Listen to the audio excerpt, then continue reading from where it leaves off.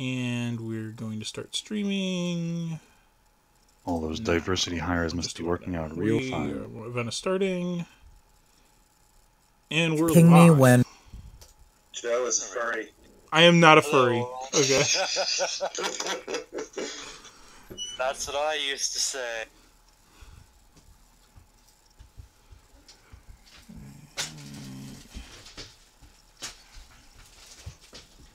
Joe is furry.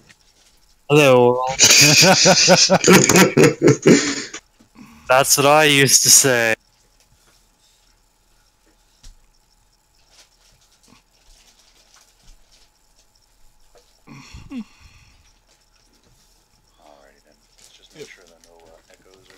Yeah, it doesn't seem like there's any echoes. Echo. Yeah, it seems fine. Trying to mute myself here. Give me a second. Okay, muted. Alrighty Okay. then. Let's just make sure there are no echoes or anything going on right now. Yeah. Echo. Echo. Daddy, it's my bedtime. Yeah, it seems fine. That's a toy. Love It it. was part of a gift he got that was stashed under the crib, and Come here, buddy. pieces of it are all around the upstairs because Loud, he was helping can me you with chores today. unmute yourself and say something? Make sure you're not... Here's where he's going. Kinda. Good try, buddy. Luke, runner. Where do you think you're going?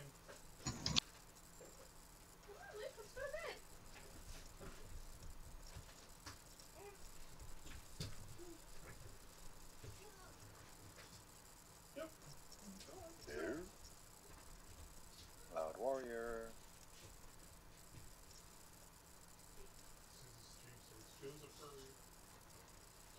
I pinged him, so.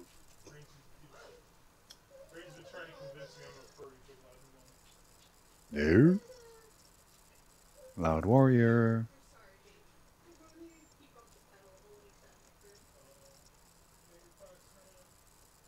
I pinged him, so. I'm back. Hooray. We're live. Oh, shoot! I shouldn't have said that then. Hello, welcome to the fourth installment. Oh man, I'm really good. Third installment of the Book of Job. We are on chapter 23. I'm back. Job, Hooray. rather, We're live. how good Job is Oh, as a person shoot! I shouldn't have said by that then. giving him the Hello, welcome to the friends you can fourth installment. Oh man, I'm really good. Third installment of the Book of Job. I We are on chapter 23. We're in Job. Rather, God shows off how good Job is as a person by giving him the worst possible treatment and the worst possible friends you can imagine. And he never curses God once. And yet, Actually, yeah, I allude to the New Testament to Willie just ignores me, and we all comment on what we find relevant and pertinent. And I'll pass this off to Coyote because I think you have something more to say.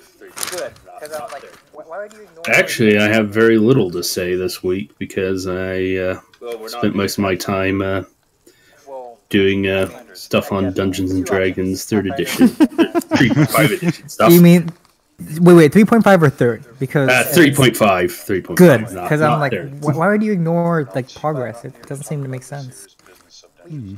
Well, we're not doing Pathfinder. what did I sign up for? Well, I mean, Pathfinder's again, 3.5. two options: Pathfinder 3.5. That's all you got. The Book of Job. We are on chapter 22. They're the Okay. same game, pretty much. But That's anyway, the point. Now, unless we're But- not here to talk about the serious business of We Dungeons. us aren't. all, Oh man, what did I sign up for? I thought I said it was Dungeons and Dragons. Okay, No, it's We're starting- the Book of Job. the Book of Job. We are on chapter 22. Eliphaz's third speech. I can start this now unless someone. Oh yes, and for those who happen to be listening to us, all few of you, we are reading from the Superior New American Bible Revised Edition, Catholic Edition, and for all those Protestant plebs, the King James Version. Anything with new in the title is heresy. Oh I'm not yes, kidding. that's why I highly recommend reading the Douay Rheims version, which does not have the word "new" in it, and also sounds a bit better. And it's also Catholic. I didn't say the ones that didn't have the word new and were inherently not heretical. Yeah, well, you're a Protestant, so no one cares. I mean, Protestant is pretty new. No, actually, this is The earliest This is form very of Protestantism important. goes No, no, back no, to no. the Thank you, 1500s. Claude. Thank you. I call you Luther. I taught on this Luther album in my church 1,200 years from now. Come on, guys. when your doctrine is formed by scripture, then the translation of says Scripture based on what again? the word of God. Hey now. We're not here for a Catholic versus Protestant fight. No, we actually are. We're also here for Catholic versus Protestant versus raised Orthodox Jew, but like that's the sub thing, and I think Oy vey. being able to laugh about this makes it more fun. I was praying to Mary going, Oh, great! Especially because we let her direct our prayers to her to God. She's a rather good handmaiden and as cooperating with God, so she doesn't keep anything. Also, Jesus loved Mary more than we ever will, so that's I'm well, fine Jesus with loves that. everyone. Yeah, well, especially Mary, because Mary happened to be better than us, so whatever. Can a wise man be profitable? But, Okay. can I- Well, that was a Where great did the start. scriptures come from? No, I think we're not gonna. It's okay if I rabble around. It's not Alright. okay when you do it. All right, I'm just going to start reading now. Can a man be profitable to God? Can a wise man be profitable to him? Does it please the Almighty that you are just? Does he gain if your ways are perfect? Is it because of your piety that he reproves you? That he enters into judgment with you?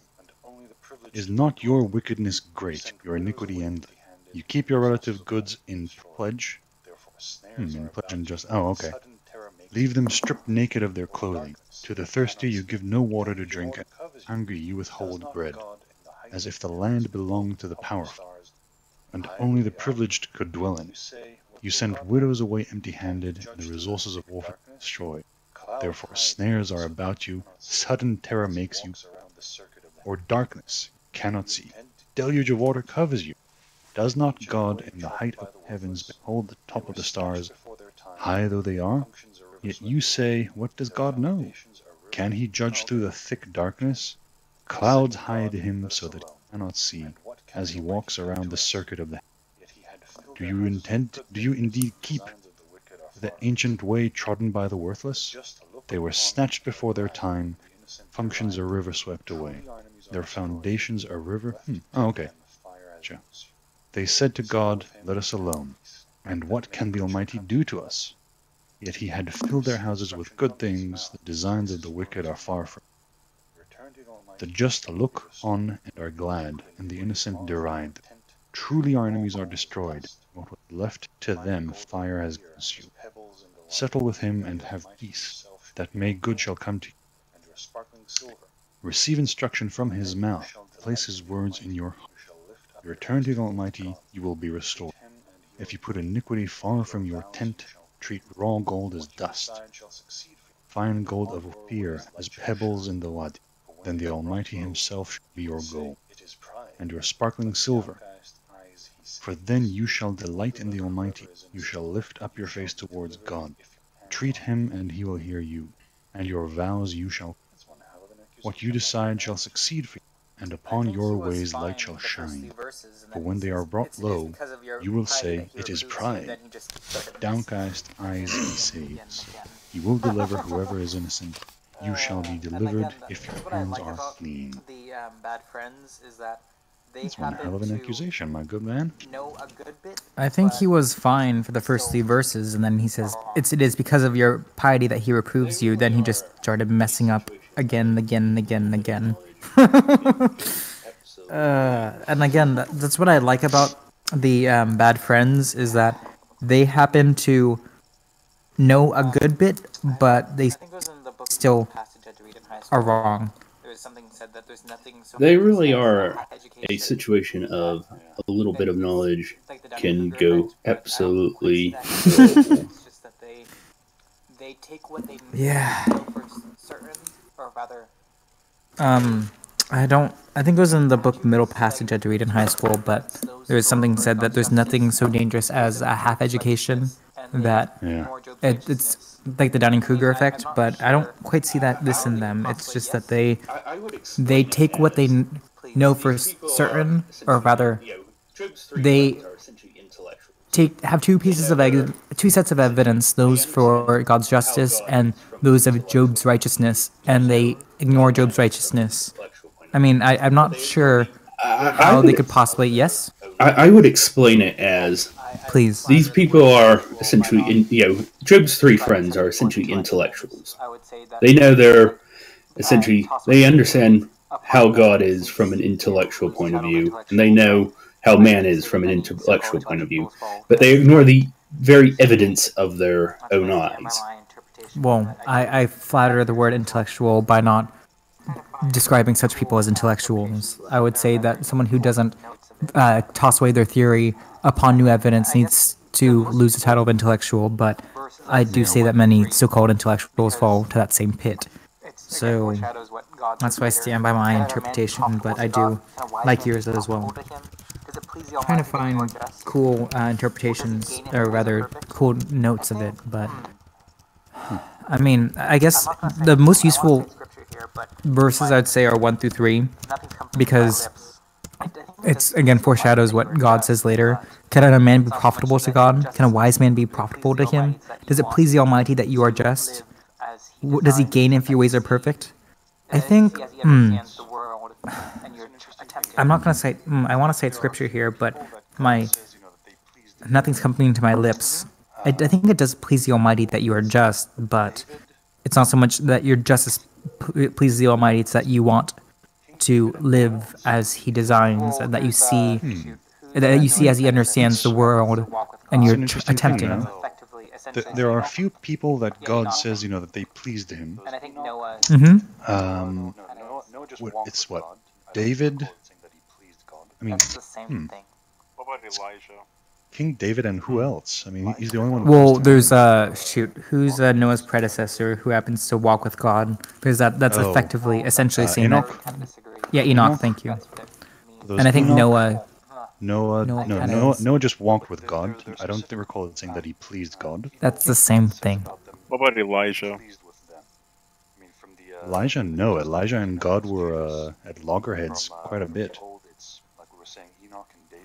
Well, that's where we kind of disagree, because that's what it means to. Well, I guess. No, but there are specific people that God says about them, I'm pleased with them. I mean, from the New Testament, it's Jesus. From the Old, it's like we were saying, Enoch and David. So to some degree, at least, this whole thing about what exactly pleases God.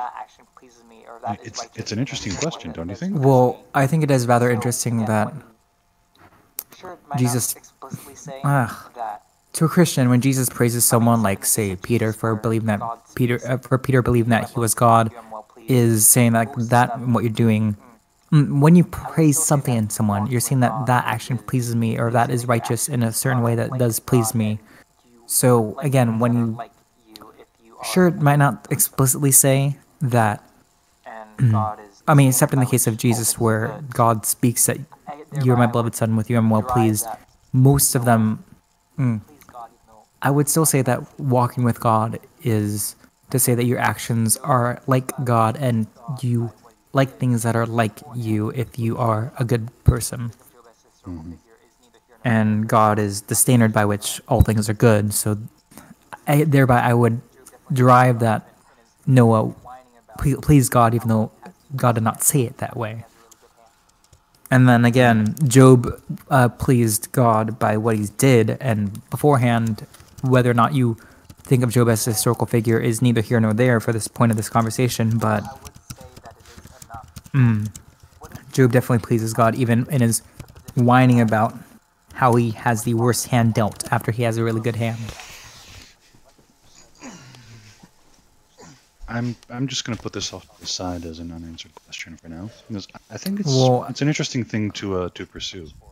I would say that it is enough. Or what is your hesitance with my supposition that when you walk with someone, you are pleasing to them?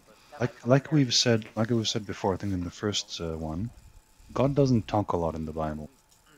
So the few places where he actually, comes forth and says something are important. So you're saying he doesn't say it, but I'm saying that he could say it, or he would say it, or he would effectively say it, and that might come as arrogance to you. But yes, yeah, you're claiming your knowledge of God's mind. No, I'm claiming that God is coherent enough that you can tell by.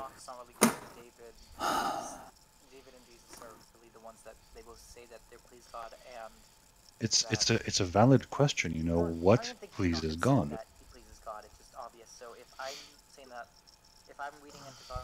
I guess the question would be, if it's David and Enoch, what are their similarities? Enoch's not really given. David and Jesus are really the ones that they both say that they please God, and that.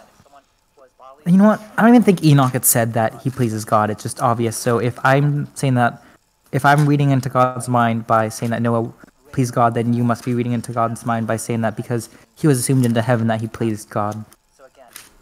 Because really, I think that's bloody obvious. Sorry to say Christ's blood, but it's incredibly obvious that if someone was bodily assumed into heaven, that he pleased God, because that means he was ready for heaven on earth, which is quite rare. That's the only time mentioned in the Old Testament that it happens.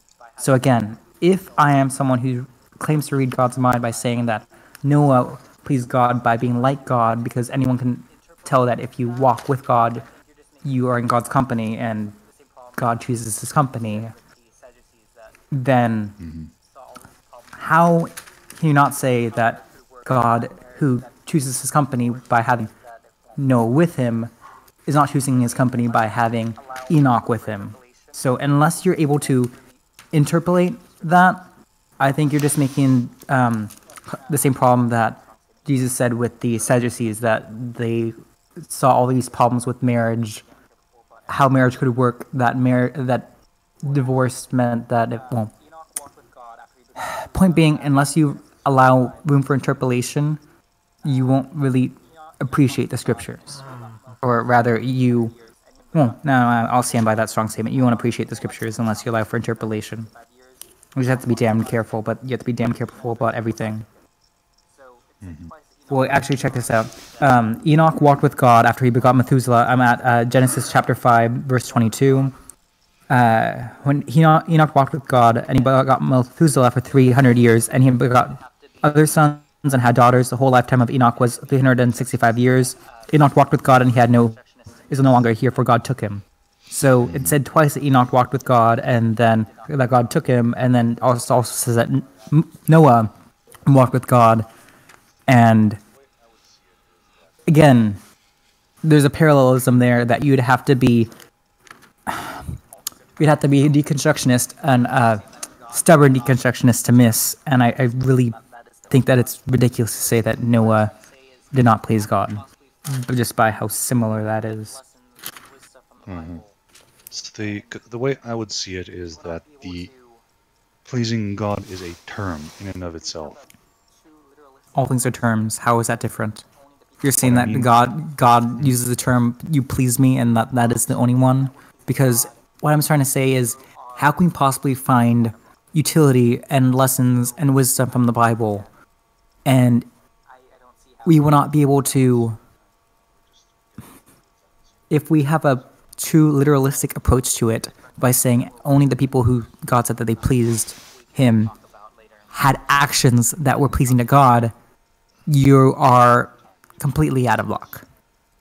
So I don't see how that works. No, we're just getting into the weeds. I don't see any reason to screw this up.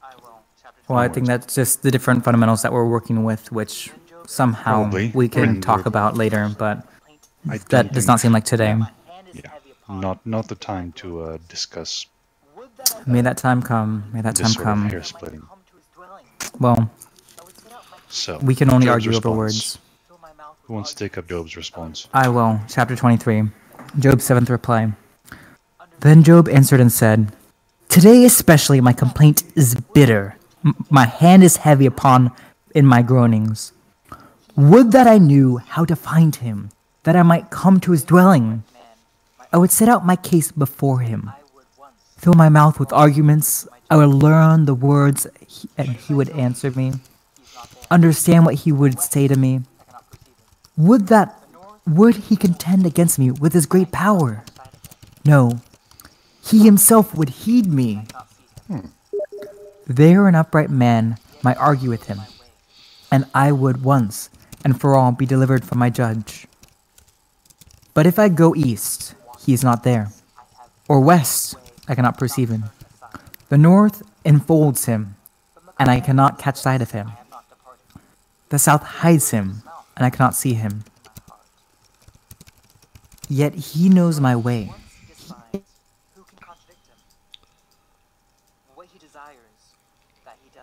walked in his steps. I have kept his way and not turned aside.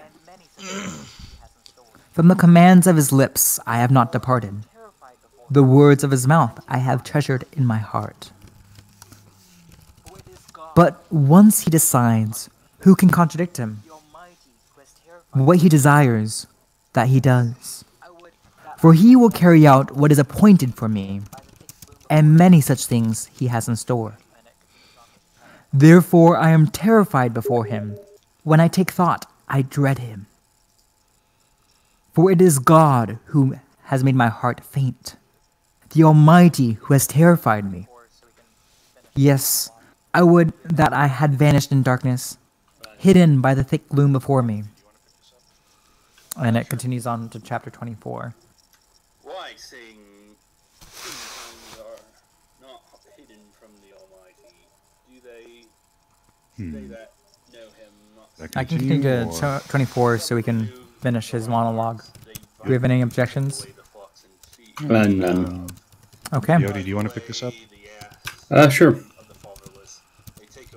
Why sing times are not hidden from the Almighty? Do they that know him not see his days? Some remove the landmarks, they violently take away the flocks and feed thereof. They drive away the ass of the fatherless. They take the widow's ox for a pledge. They turn the needy out of the way. The poor and of the earth hide themselves together. Behold, as wild asses in the desert, go they forth to their work, rising sometimes for a prey, or rising betimes for a prey. The wilderness yieldeth food for them and their children. They reap every one his corn in the field, and they gather the vintage of the wicked.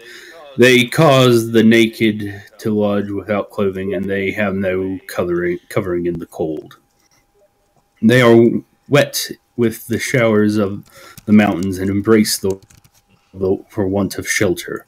They pluck the fatherless from the breast, and take a pledge of the poor. They cause him to go naked without clothing. They take away the sheaf from which presses and suffer thirst. Grown from out of the city, and the soul of the wounded crieth out. Yet God layeth not folly to him. They are of those that rebel against the light. They know not the ways thereof, nor abide in the paths thereof. The murderer rising with the light killeth the poor and the needy, and in the light night is as a thief. The eye also of the adulterer waiteth for the twilight, saying, No eye shall see me, and disguiseth his face. In the dark they dig through houses, which they had marked for themselves in the daytime. They know not the light. For the morning is to them even shadow of death. If one of them, they are in the terrors of the shadow of death. He is swift as the waters, their portion is cursed in the earth. He beholdeth not the way of the vineyards. Drought and heat consume the snow waters, so doth the grave those which have sinned. The womb shall forget him, and the worm shall feed sweetly on him. He shall be no more remembered, and the wicked shall be broken as a tree. He evil entreateth, and barren that beareth not, and doeth not good to the widow. He draweth also the mighty with his power, and he riseth up, and no man is though it be given to him to be in safety. Hey, can you hear me? Whereon he resteth, yet his eyes are upon their way. Okay, sorry. They are exalted for a little while, but are gone and brought low. They are taken out of the way as all others, and cut off as the tops of the ears of corn.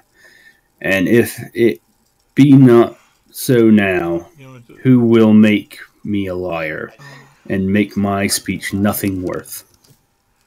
Alright. Interesting. Job is in Brandon there very too, or just you? Okay, cool. Let's see, he's typing me on Steam now. I made the game. The game's titled Password is Joe.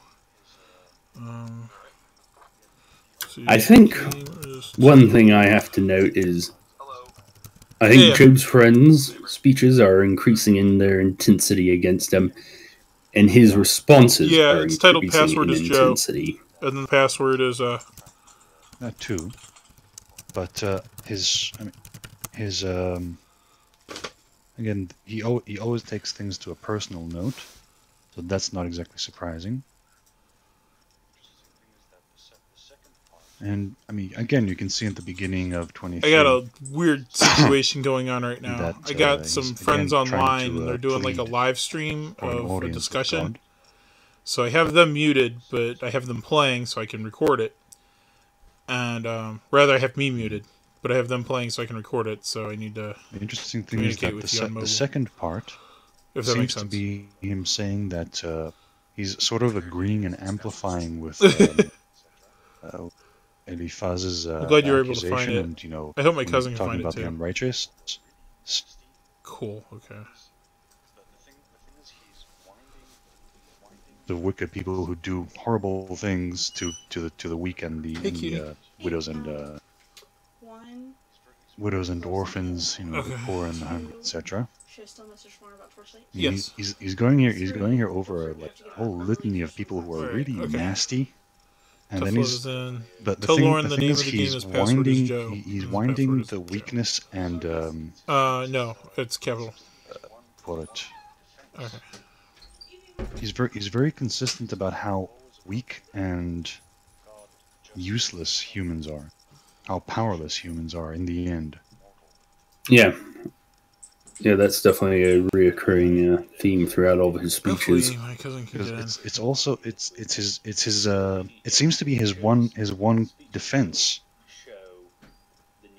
Alright, he's so we're always on the approaching genie's first task. God, justice, and suffering from the position of a weak mortal.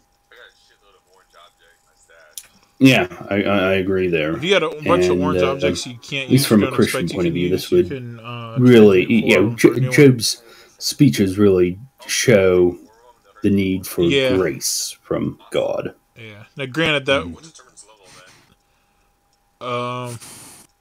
I don't know.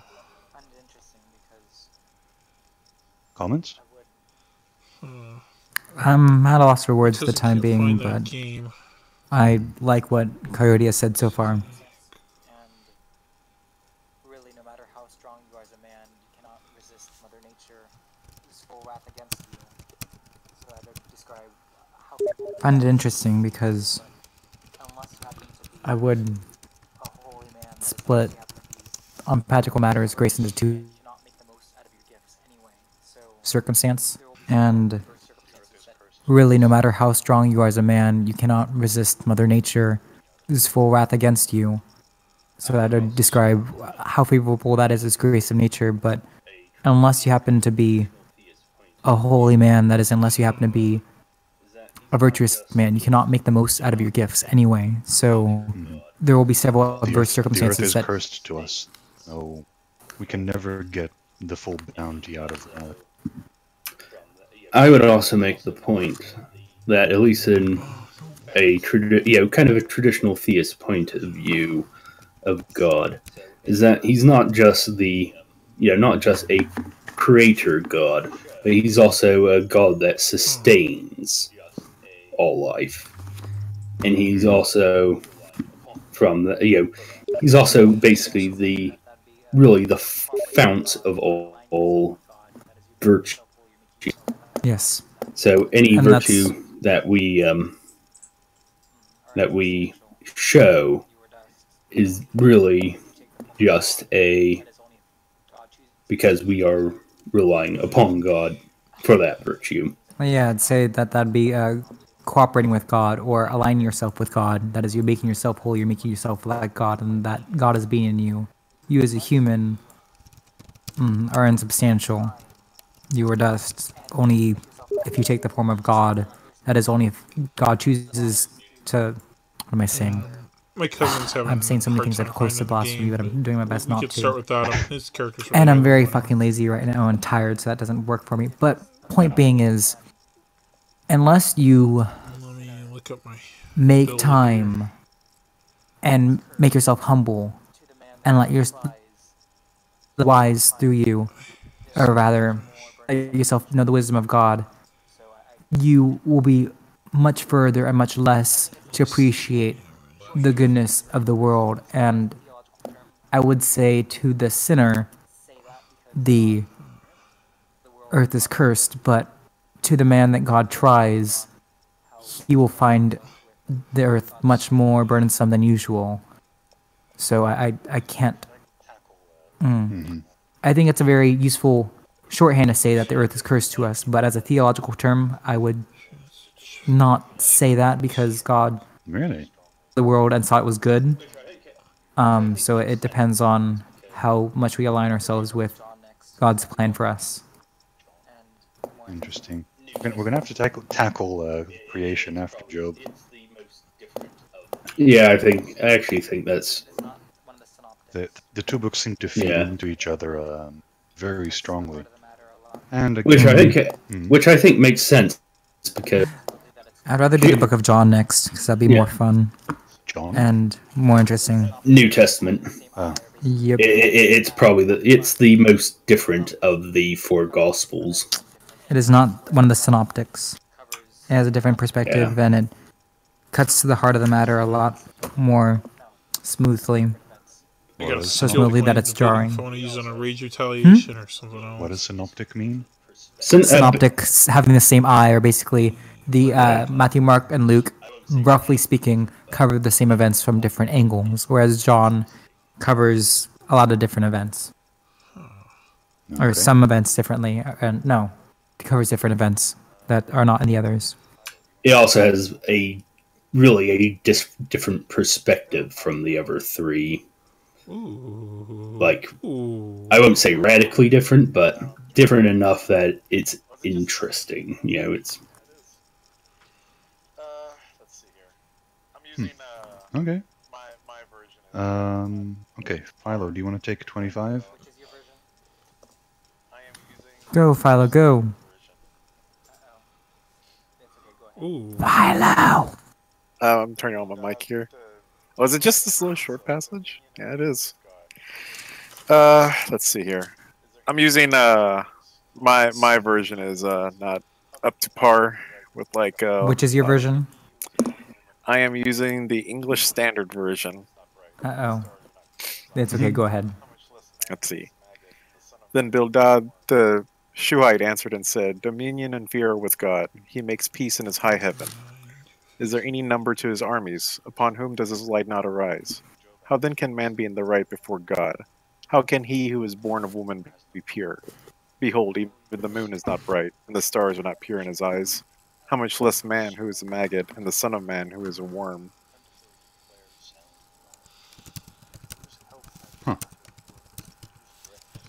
Okay, this really is short. Then Job answered and said, how you have helped him who has no power. How you have saved the arm that has no strength.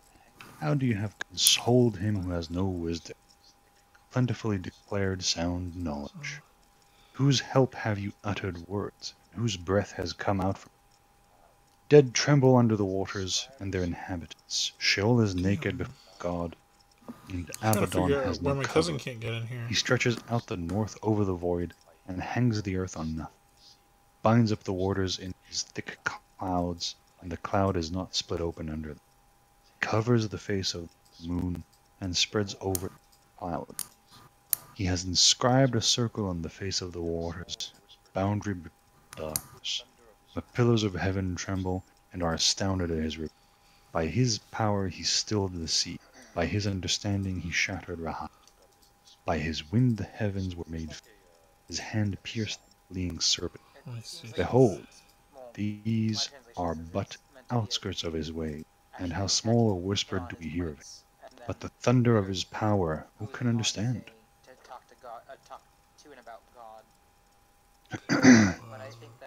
And Job again took up his discourse. Okay, so is this like a like an aside? It seems like it's, well, my translation says it's meant to be actually attacking him on his points, and then later he goes upon to say to talk to God, talk to and about God. But I think that it's very interesting because the King JV refers to this as a parable. Okay. Huh. I'm gonna look at my King James. Doesn't read like one. Take a look at the Hebrew system.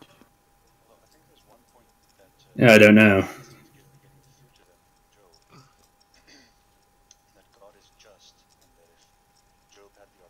Let's see, 23 KJV. Then Job answered and said, Weird, because Bildad here seems to be agreeing with Job.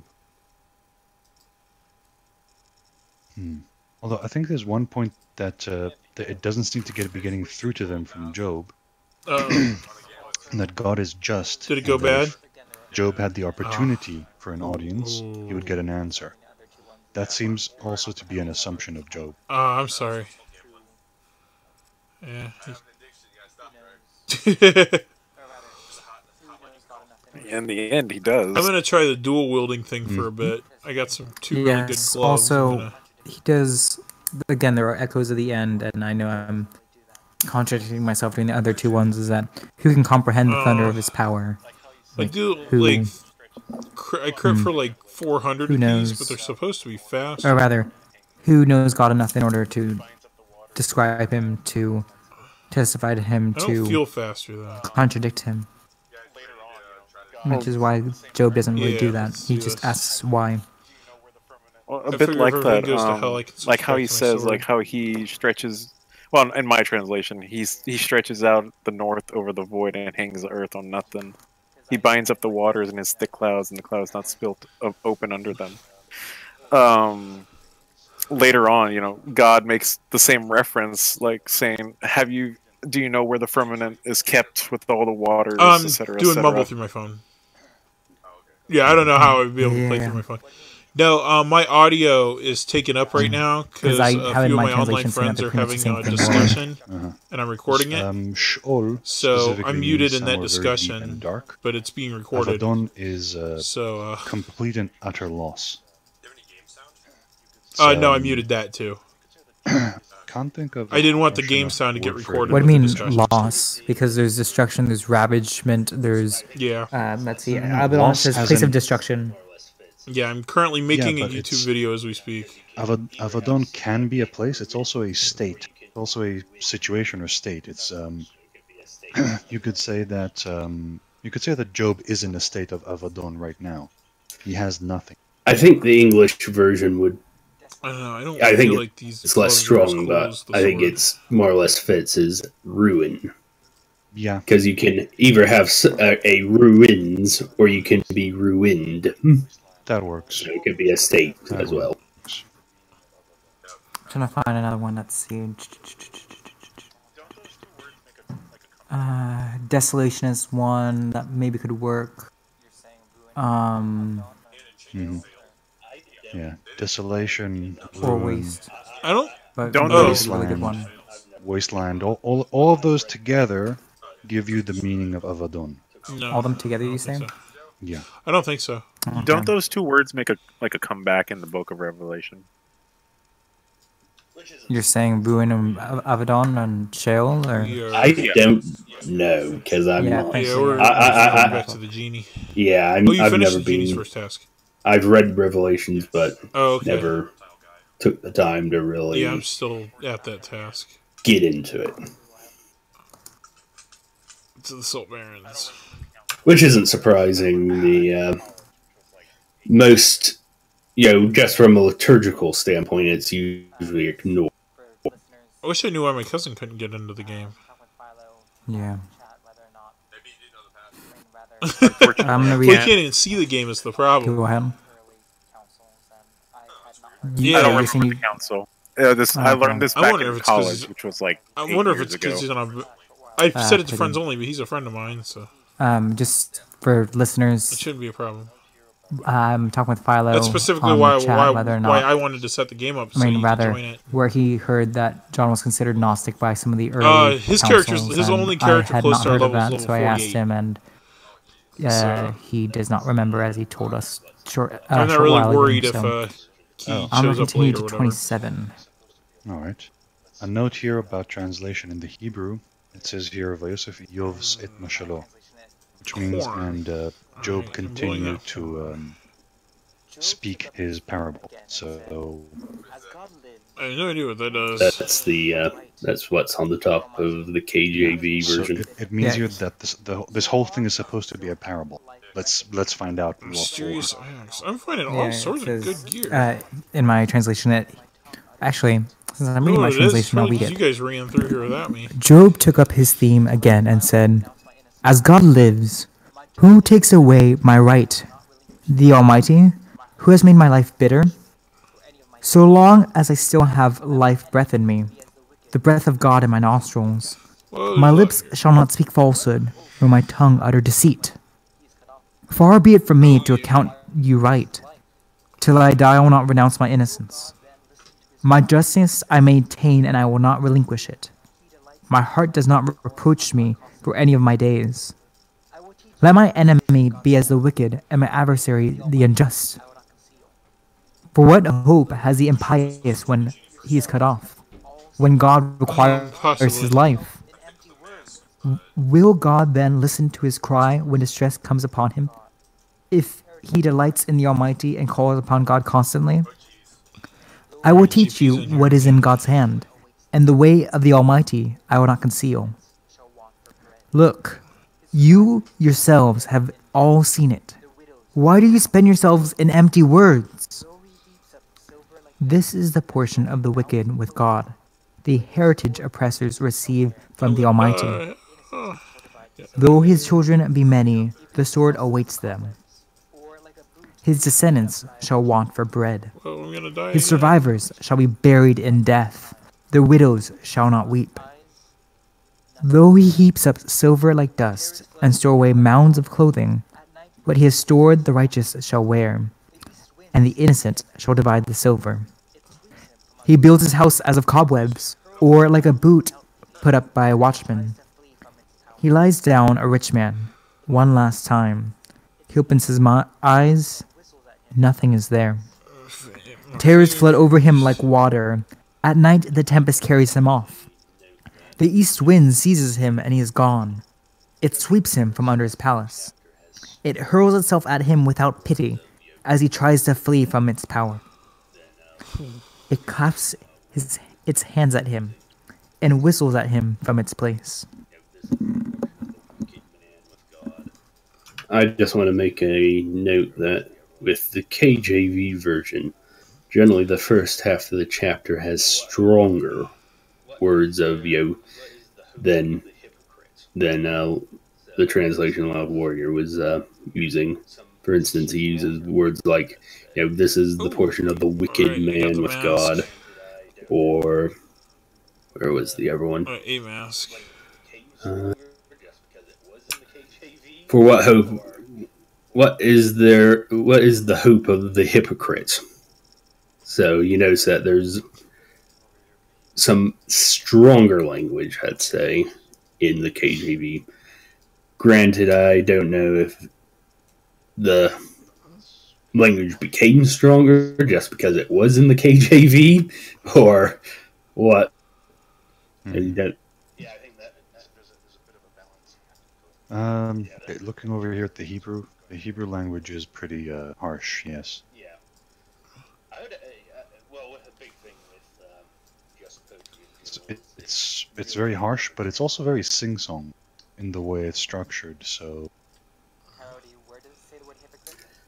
Yeah, I think that there's a bit of a balancing act going here. Could be that the other translations are going for the more poetic.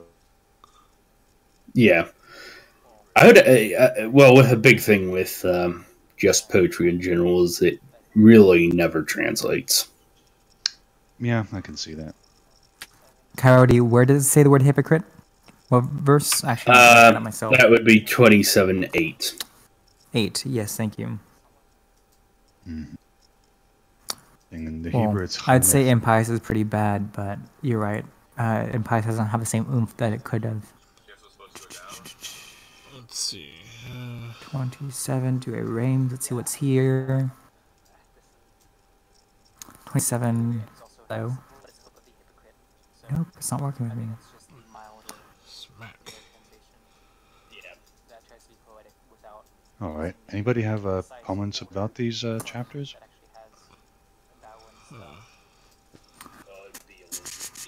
Yeah, actually, this is... The Douay-Rheims also has what is the hope of the hypocrite, so I think it's just the milder, newer translation. Yeah. That tries to be poetic without using the precise older Victorian English that actually has thou and stuff. Well, it'd be Elizabethan English, but yeah. Wait, one more time, Coyote? I missed that. I was saying that it would be Elizabethan English. Oh, thank you. Guess, Elizabethan. Yeah. Yeah, basically from the reign of Elizabeth I. English, yes. Yeah. Yes. Even though the King James version was obviously put together during the reign of King James, who was of course her successor. Not predecessor. Successor. Remember, cool. King James was originally King James VI of Scotland. Okay. And he only became King of England because Queen Elizabeth had no heirs. Oh, okay. No, I'm not. Oh, direct successor then. Nice. It won't let me teleport you either. Yes. The expression here, was it in 2810, right? 28? No, 27. Yeah, 2710. Ooh. He delights in the Almighty. So that specific expression is also used in. It's not Isaiah. Isaiah? I'm not sure which one it is in English. Yeshayahu. I think it's. Damn it! It's one of the prophets. I'm not sure how to translate it into English. You can try. We might be able to recognize it.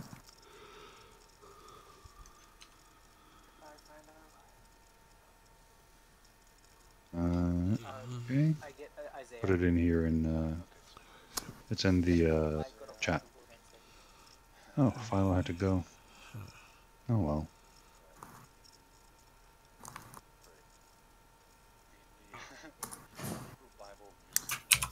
Goodbye, Philo.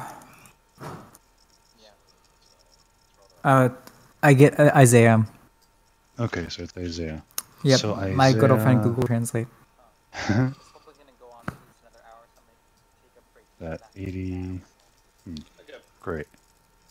The the Hebrew Bible uses letters instead of numerals. Oh wow. Yeah. So it's rather uncomfortable. Huh. This is probably gonna go on for at least another hour, so I'm gonna take a break to use the bathroom now. Okay. One moment. Okay. All right. The whole point I was trying to make it goes to a place in Isaiah, which it basically talks about, Isaiah is all about telling the ancient Jews just how horrible they were, and this is one of those where it's talking about being just and generous to those who have nothing. And it ends with, and then you will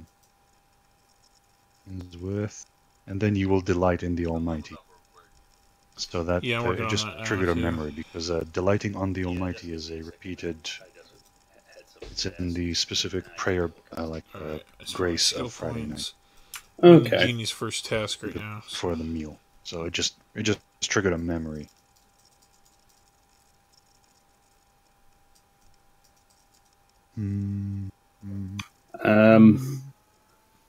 Yeah, just give me a second. I just had something to ask you, and I need to look up something real quick. Okay. Right behind you, Greg.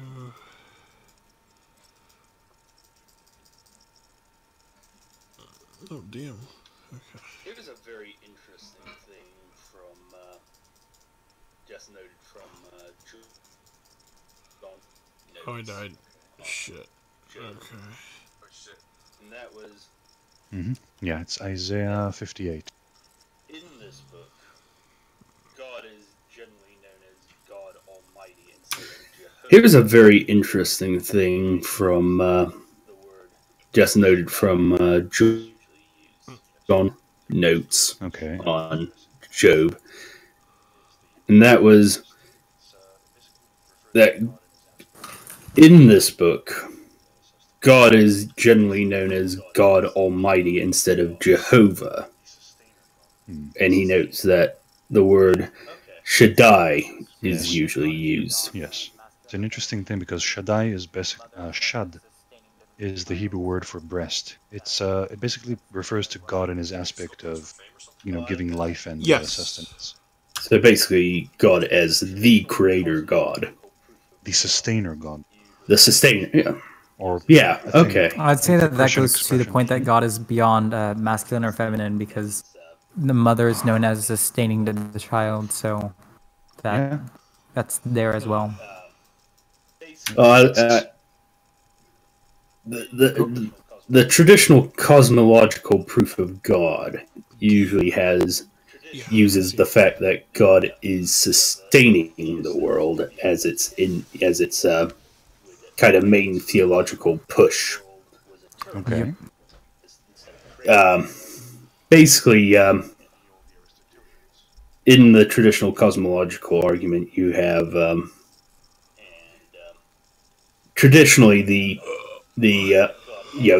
theist that was using it would grant that the world was eternal instead of created, even though. Okay. You're talking the old Aristotelians. Yeah, exactly. And I'm just pointing out that God as the sustainer God has often been used as the jumping off point for those sort of arguments. Gotcha. Okay. I mean, it's one of God's recognized names, so it's probably been. But I think it's been. I think it's almost at least among non-philosophers. I'd definitely say it's less known than God as the creator God. Oh, okay, gotcha. Because quite often, if you actually bring those sort of arguments up to people never really thought of God as sustaining, or bullshit. Even if they bullshit. I'm just saying it's. I'm sorry. I'm not saying that. I'm not saying that they don't. What were you not saying? No, I'm not saying that they don't agree with it. I'm just saying that they never really thought of it in that way. Who never really thought of what? About God as the sustaining God instead of God as as a creator. Because not talking about as Aristotelians. I'm talking about more the general public now. Oh yes. Because you often see it. You often see it with yeah, the new I agree. the new atheist crowd. Yeah. Yeah, they don't bother attacking that. They often do not understand God as a sustaining God at all. Yeah, well, they can't differentiate between capital G God to lower class G God. So, well, yeah, true. We're not dealing with the sharpest knives in the drawer. Yeah, true. But yeah, I thought that. Anyway, the side connection I was making was to Isaiah 58. Oh yeah. Oh yes, thank you. Isaiah. Yay. So the specific expression, delight in the Lord or delight in the Almighty, is in the Jewish grace said before the Friday evening meal, the meal that opens the Saturday. Shabbat, yeah. So, I need to go to the Bible. I mean, do Rames, and now it's the cup. Isaiah 58. Except I can't spell the reason it just stuck in my mind because it's something that I heard since I was a child. I heard it every week.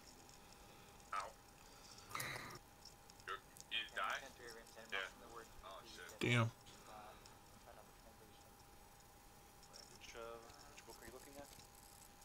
Which 14. And if you look at the entire chapter before this, it's all about justice and feeding the poor and supporting the weak. Okay, I'm looking at Dura Rames and I'm not seeing the word pleased at all, but I could try another translation. Wait, which book are you looking at? Isaiah chapter 58. 58:14. 58:14, thank you. Then shalt thou be delighted in the Lord, and I'll lift thee up at the high places of the earth, and I'll feed thee with the inheritance of Jacob thy father, for the mouth of the Lord has spoken it. So that's simply constantly was connecting, because it's been said here for the last 3 or 4 chapters, delighting in God or delighting in the Almighty. So it's just interesting that it connects, to Isaiah, and there, it's a continuing. I don't know if it's continuing, but it's also about the whole thing of being just and doing well. Wait. This one it says, "Then thou shalt be delighted in the Lord." It's not saying the Lord shall delight in you. It's that you will be delighted. You will delight in the Lord. That you will find God a delight. Yes. Not that God will find you a delight, which I think they're very related, but they're not one and the same. And if you just scan the chapter before it. It's all about supporting the weak and. So the engineer shouldn't have go back to the earlier discussion, if you want to call it that. This is not saying that such a person God delights in, such a person walks with God. This is saying such a person finds God interesting and finds God a delight. To invert that is to at least. That inversion does not make sense in English. Maybe it makes sense in Hebrew where it's written, but in English that does not make an if and only if. Like that does not work both ways. I would say as a Christian with my own catechesis that would make sense. That the person whose delight is the Lord. To translate it into simple English, it just means that you will find God pleasurable. No, yes, I'm just saying that finding God pleasurable. I'd say only the good find God pleasurable. Yeah, but that's the whole point. If you support the poor and feed the hungry, make just laws, etc., you will find God delightful. That's all that's being said here. Again, it's just a memory tripped by by this specific line. Now, whether God will find a just man delightful, is a question unto in itself. Yes. And that's the point I was fumbling around. Yes. But I think it's... you can draw the line that God is more pleased with someone who does that than not. Because, well, the book of Job might have a couple quibbles with that because the just suffer less. Sorry, the just bear their suffering better and they make most out of what they're given, but that does not mean they do not suffer, as Job's experience points out. And in fact, I don't really think you can measure how much better your life is. You can actually, you sort of can. Well, can you? Can you? Because you're measuring yourself against a hypothetical. So. Aye. Anywho, shall I continue to chapter 28? Onwards and sideways. Where is wisdom to be found? There is indeed a mine for silver, and a place for refining gold. Iron is taken from earth, and copper is smelted out of stone. He sets a boundary for the darkness. The farthest confines he explores. He breaks open a shaft far from habitation, unknown to human feet. Suspended, far from people, they sway. The earth, though out of it comes forth bread, is in fiery upheaval underneath. Its stones are the sources of lapis lazuli, and there's gold in the dust. The path no bird of prey knows, nor the hawk's eye see. Oh, I jumped into the genie's second The proud task. beasts have not trodden it, nor has the lion gone that way. No, I can't leave, I don't think. He sets his hand to the flinty rock, and overturns the mountains at the root. Man, yeah, I'm He splits channels in the rocks. His eyes behold all that is precious. He dams up the sources of the streams, and brings hidden things to light. As for wisdom, where can she be found? Where is the place of understanding? Mortals do not know her path, nor is she to be found in the land of the living. The deep says, she is not in me. And the sea says, she is not with. Cannot purchase her, nor with silver. She with gold of Ophir, precious onyx, with the precious onyx or lapis lazuli. Gold or crystal cannot equal her, nor can golden vessels be exchanged for her. Neither coral nor crystal could be thought of. The value of wisdom surpasses pearls. Ethiopian topaz does not equal her, nor can she be weighed out for pure gold. My portal As for goes wisdom, right to the genie. I'm sorry. where does she come from? Where is the place of understanding? She is hidden from the eyes of every living thing. Even from the birds of the air she is concealed. Abaddon and Death say, only by rumor have we heard of her. Alright, give me a second. But God understands the way to her. It is He who knows her place. For He beholds the ends of the earth and sees all that is under the heavens. And measured out the waters. When He made a rule for the rain and a path for the thunderbolt. When He saw wisdom and appraised her, established her, and searched her out. And to mortals He said, see, the fear of the Lord is wisdom, I finished it. And avoiding I'm exiting the game for a minute, so I'm gonna add my cousin. And so it is 30, and it ends. I'm sorry, I wouldn't have finished it. Continues in 31 and ends at Eliyahu's Job speech. laying out his theology, basically. Yeah, it really is. It is his main speech, in my opinion. I have not looked at the work of Job as a whole. I've read through it, so I can't say agree or disagree here, but he does talk at length on his case. Okay, that's the problem. Apparently, your Steam friends are different from your... Okay, so up to your 32 Torchlight friends? is Job just keeps on going. Yep. I think we should probably unpack it piece by piece because it's a lot. All right. That is one chapter at a time. I think let's see. Do you know about Ophir? Because I need to, it says, see note on chapter Psalm 45:10 for me to understand it. It's a place. It's just a place that you, it's a, some place probably in Africa or Egypt that they got gold. The second task is really hard. A specific type of gold. Yeah. Yes. I like the... It says Southern Arabia or Eastern Africa. And yes, as you're right, famous for the gold. I really like the leitmotif of just the stones throughout this. Mm-hmm. very nice. I don't know if it comes through in the English, but I think it does actually because of how you read it. This in the Hebrew, this is gorgeously written. Yeah, I think the once again I'll say depends on translation, how well it'd work in the English, but yeah, it does come off as beautiful, if only just because of the reoccurring, probably doesn't get the poetry quite as well, but it does definitely get some of the other elements, like the repeating of the stones or the corn or crystal. Yeah. I like that anyway. Yeah. The repetition of the consonant sounds. Right. It's interesting that he treats wisdom as a person.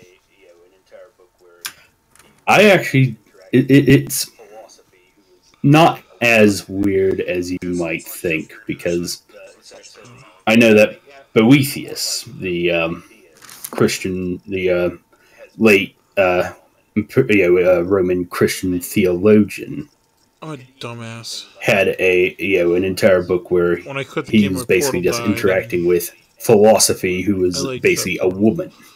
Yeah. So the kind of the anthropomorphizing of ideas has been pretty common, and in many ways, you could even view things like the Greek gods, for instance, as to some degree as the anthropomorphizing of certain concepts.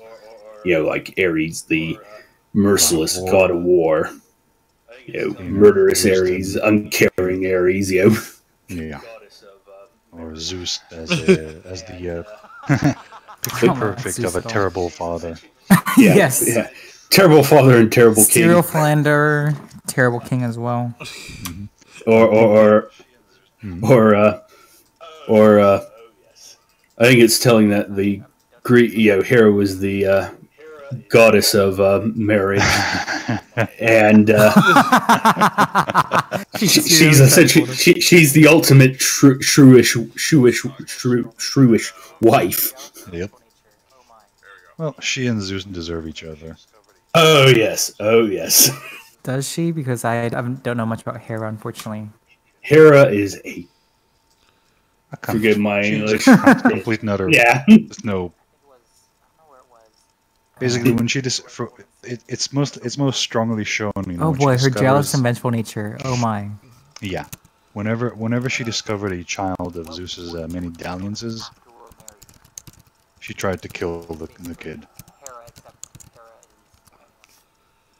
About, I think it was, I don't know where it was, but it was a woman saying, "So what were you married?"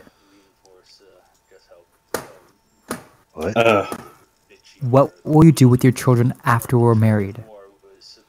Like, it's basically Hera, except Hera is, well, anyway. In other words, there's a reason why Hera was given such a cruel archetype to manifest. Yep. Well, and just to reinforce just how bitchy Hera could be. Remember, the Trojan War was supposedly started because Paris, the prince of the Trojans, the younger prince, basically, I brought it back. Hector's younger brother. He was made to judge a beauty contest between three goddesses: Hera, Aphrodite, and Athena. And he, of course, picked Aphrodite, which, of course, pissed the crap out of both Hera and Athena to the point that they decided to destroy a city over it. Oh my. The woman scorned and all that. Oh, yes. Wait. Who is he supposed to be with? I missed that. Oh, he picked Aphrodite. Aphrodite over someone else? Hera and Athena. Oh my. And that's why Hera and Athena were so dead set against the Trojan War. Let's refocus back to what I think is probably the linchpin of Job's theology. Behold, the fear of the Lord, that is wisdom, and to turn away from evil is understanding. I mean, if we were doing a really serious, study of Job, we could probably take that, we'd probably go back to the beginning and see how that reflects a new light on everything Job has been saying now. Yes, I would say that is the negative definition of goodness, but it's a rather useful definition of goodness because it allows you to, sidestep things, not really knowing why, but just knowing that they're bad. And it's not like you're not affirming anything, but no, it's like double negation. Anyway. Yeah. We had the double negation discussion, 2 episodes ago? I don't remember it, but I don't think I think it was the first episode that we yes, basically the negative definitions of God, yes. Alright. Yep. Yeah.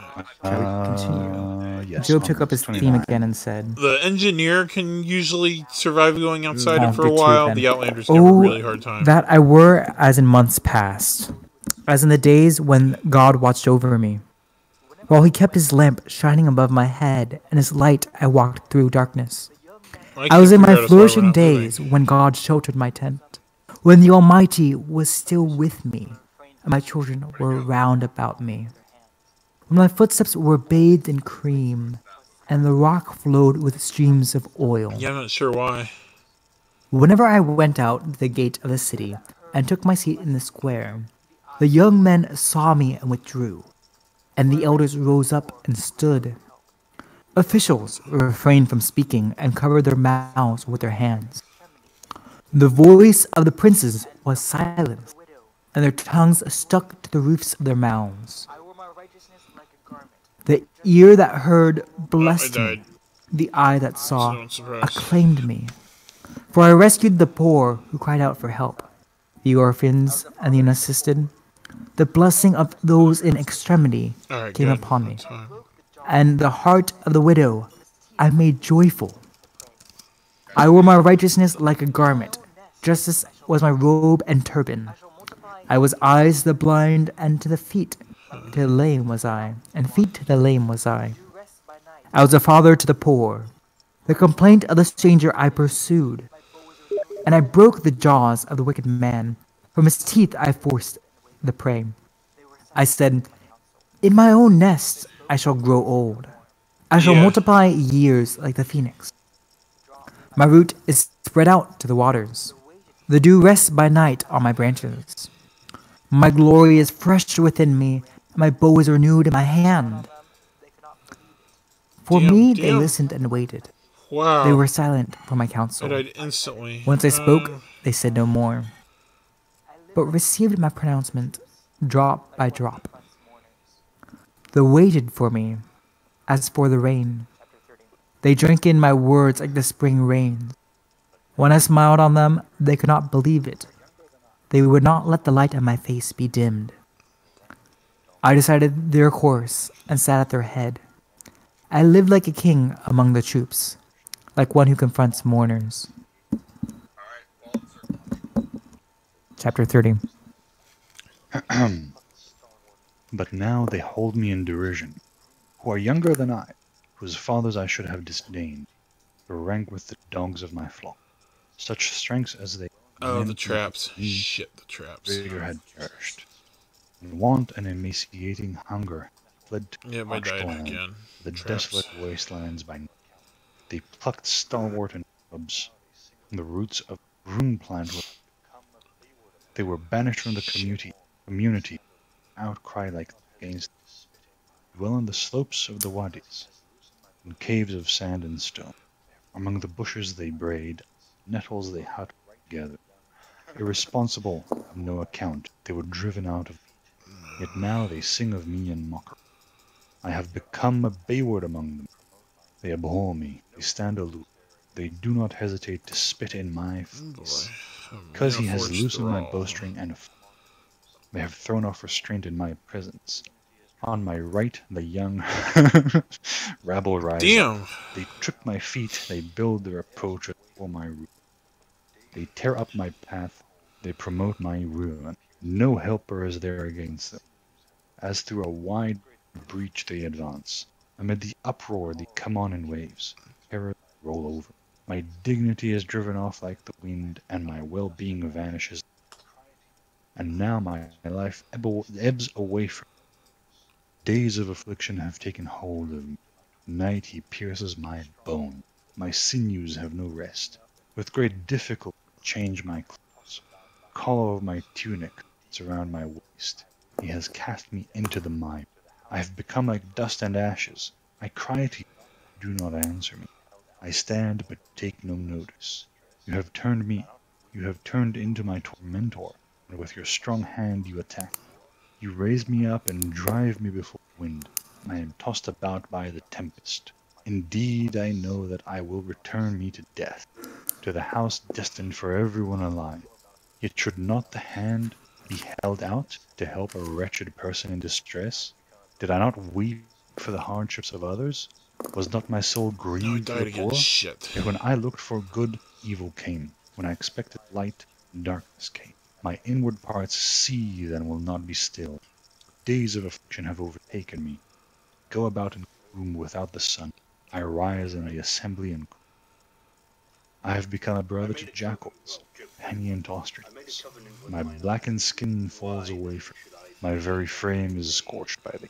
My lyre is tuned to mourning, and my reed piped to sounds of weeping. Coyote? Alright.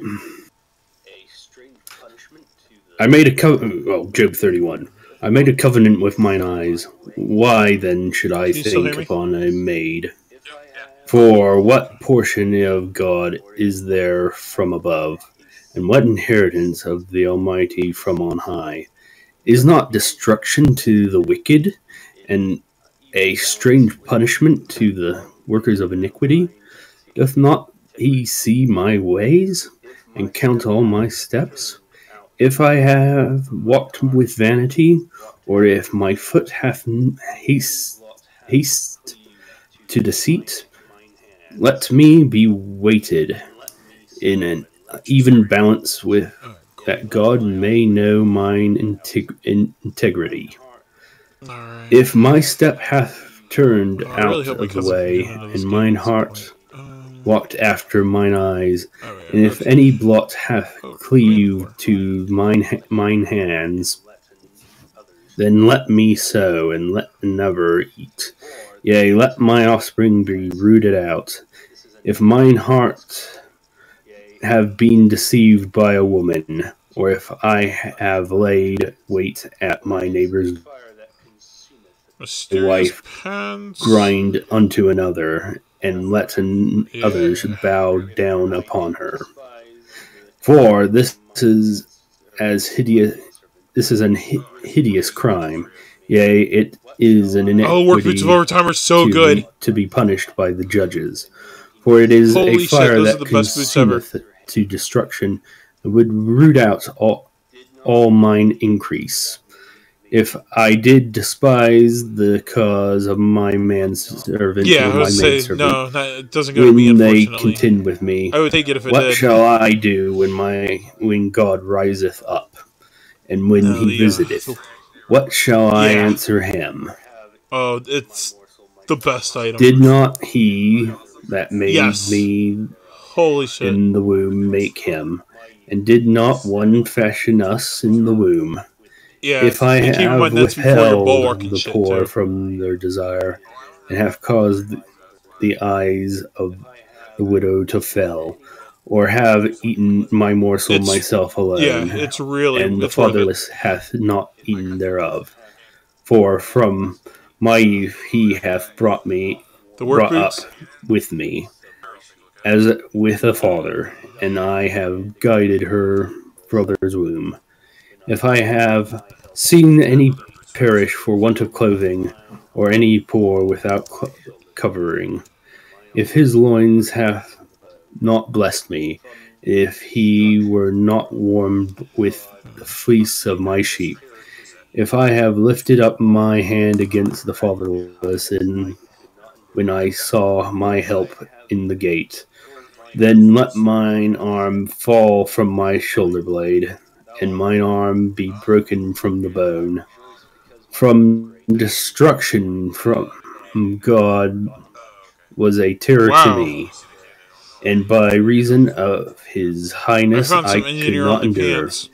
If I have made gold my hope, or have said to the fine gold, thou art my confidence, if I rejoice because my wealth was great, and because mine hand had gotten much, if I had beheld the sun when it shined, or the moon walking in brightness, and my heart hath been secretly enticed, or my mouth hath kissed my hand, this also were an iniquity to the punished by the judge. For I should have denied the God that is above, if I rejoice at the destruction of him that hated me, or lifted up myself when evil found him. Neither have I suffered my mouth to sin by wishing a curse on his soul. If the men of my tabernacle said not, oh, that he had of his flesh, we cannot be satisfied. The stranger did not lodge in the street, but I opened my doors to the traveler. If I covered my transgressions as Adam, by hiding mine iniquity in my bosom, did I fear a great multitude? Or did the contempt of families terrify me, that I kept silence, and went not out of the door? Oh, that one would hear me. Behold, my desire is that the Almighty would answer me, and that mine adversary hath written a book.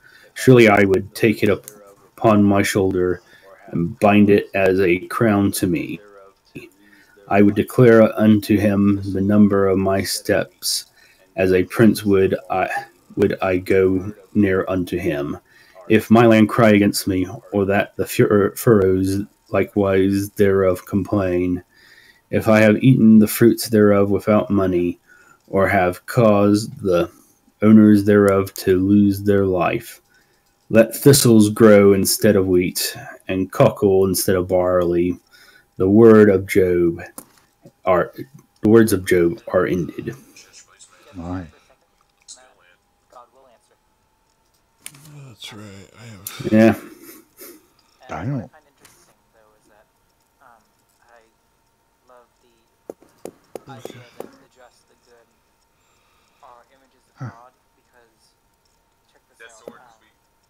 The Parish Chesterton. My sword?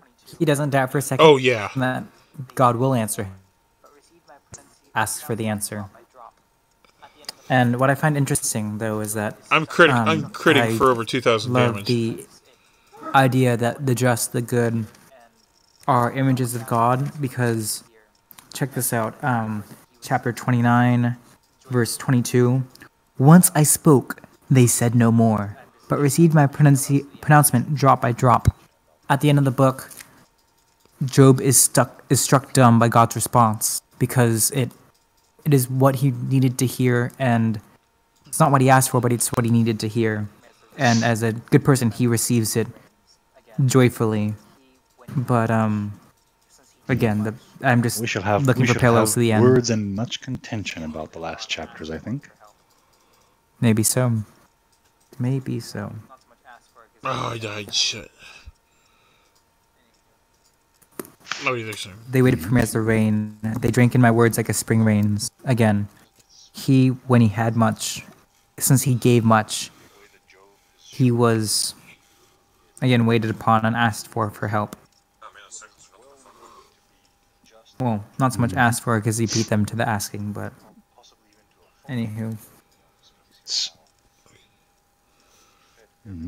It's a bit odd because it's the odd thing is that at least in the way that Job is showing himself, is that he was well known to be just and generous,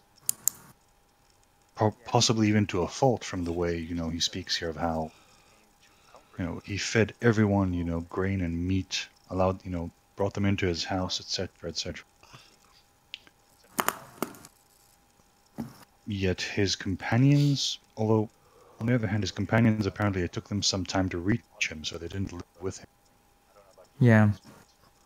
It's interesting that the only people who came to comfort him had to come from far away. Good point. That's an odd... an oddity. Although, I mean, when you think about it, a little bit odd to put it in here, but, I mean, I don't know about you guys, but most of my friends live overseas now, so... To be fair, that it wasn't quite the case then. Yeah, it wasn't but back often then, the case. even living, on the, 2 hills over is... oh, yes. Is bloody far. Yeah, that is true. Traveling took a lot longer then. Yeah, also I guess it means that he's shunned by his clansmen and his neighboring community, but his people who he talked with from afar and sort of knew came to help. And here now starts one of the more... oh, go on. I think there's something jarring about like the cognitive dissonance of the two facts that Job has been just to us, and yet God seems to be punishing him because God especially punishes the unjust, because Job gets more and more severe comments. As you guys notice, I missed it, but you guys believe that Job's responses have gotten worse and worse the more he pleads God for a response. And I just think that does explain why, like, it is an explanation for why his clan and the people nearby him aren't there for him, but it's not a satisfying explanation, because if they were good, they would act as Job would do for a different Job who happens to be suffering. That'd be an interesting... Oh, actually, that does remind me. Again, who sinned, the father or the child? I mean, who sinned that the child be born blind? Jesus doesn't say one way or the other. Does that old expression go? Fathers have eaten... No, the father has eaten... the teeth of the sons shall blunted. Is that the expression? I don't know that expression, so if you could say it again, I'd greatly appreciate it. I'll find it in Hebrew and then I'll translate it over to the English. Appreciated. Coyote, last thoughts, because I'd say we're at the end of this portion, because I think we should go Eliyahu and then God, because Eliyahu's going for like another several chapters as well. So I think the next part will be Eliyahu and then the Lord's response and then Job's answer to the Lord. Yeah, okay. What I think for me, really, I'll be right back, guys. Big takeaway is just the intensity of the whole thing. How it just both Job's friends and himself just get more adamant in both his friends' case against him.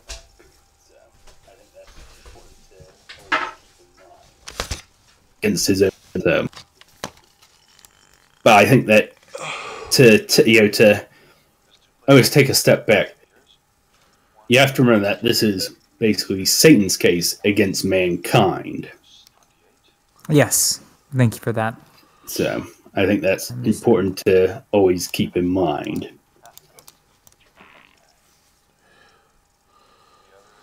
Okay, so there's two places this expression appears.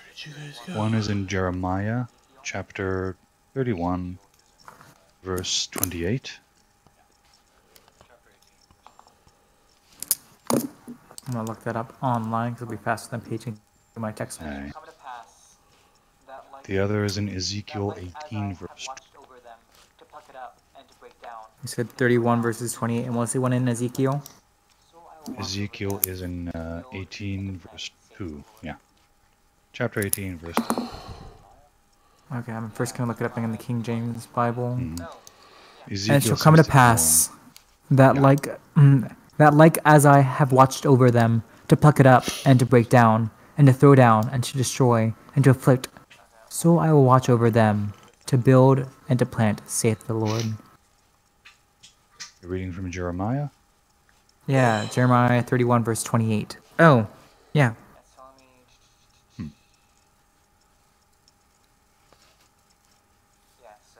Interesting. It's an odd translation. Okay, well, I'm gonna look at this and do a Rames real fast. DRA, huh? DRA. Bam. And it's telling me... Yeah, so... maybe I should go back to the entire context of 31 because I'm not seeing what you're talking about. We were talking about how, you know, the mystery of justice, as it were. Because we're just expounding on it more and more. Let's see. Yes. I'm going to try Ezekiel 28.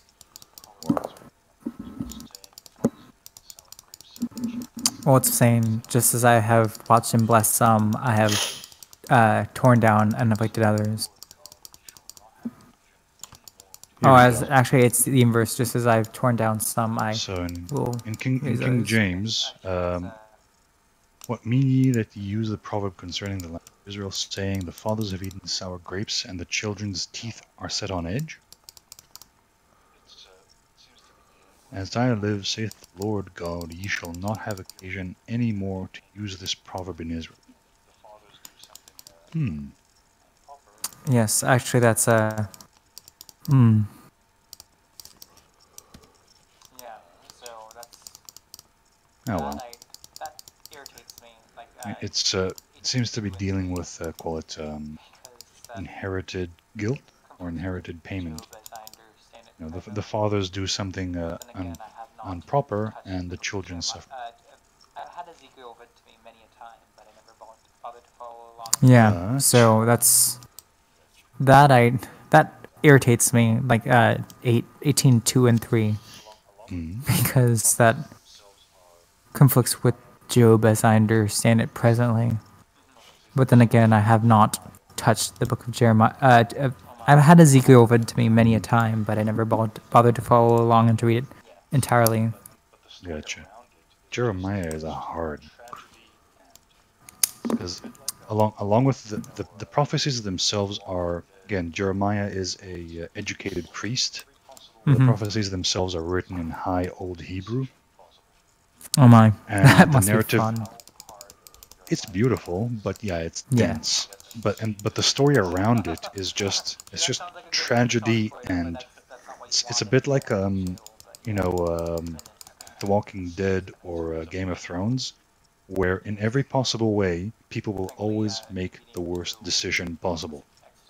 Always, no matter how hard Jeremiah tries to get them to see reason. That sounds like a good book for Schadenfreude, but that's not what you want if you don't want to be in Sheol. But yeah, goodness. It's a painful read. Yes. Frankly, reading through, was it Exodus? No, it was.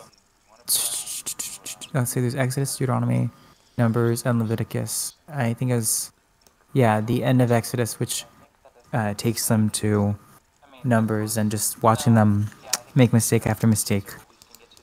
Yeah. So I'm not gonna have fun reading it, but I know I will want to read it soon. Okay.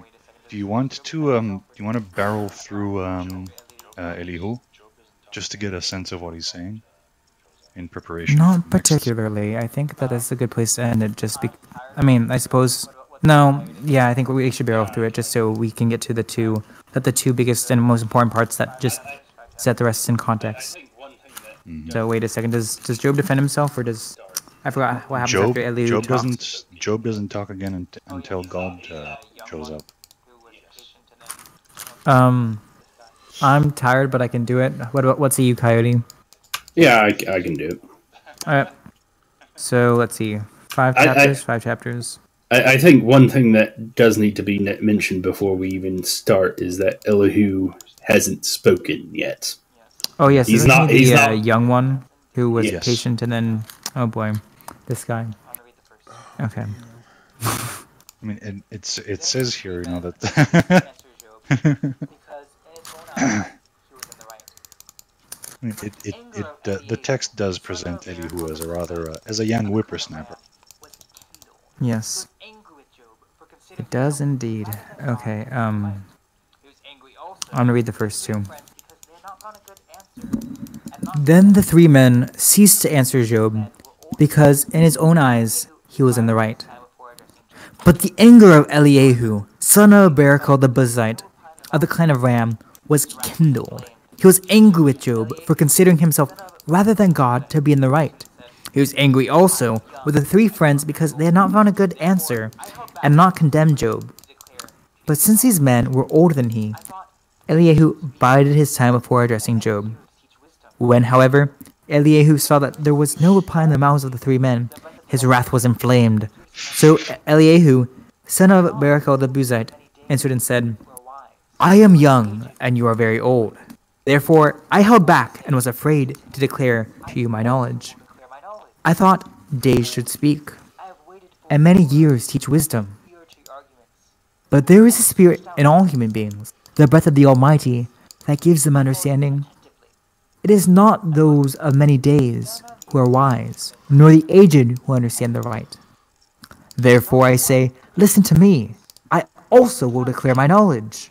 Behold, I have waited for your words, have given ear to your arguments, as you searched out for what to say. Yes, I followed you attentively. And look, none of you has convinced Job. Not one could refute his statements. So do not say, we have met wisdom, for God can vanquish him but no mortal. For he has addressed words to me. I would not then have answered him with your words. They are dismayed, they make no more reply. Words fail them. Must I wait? Now that they speak no more, and have ceased to make reply? I too will speak my part. I also will declare my knowledge.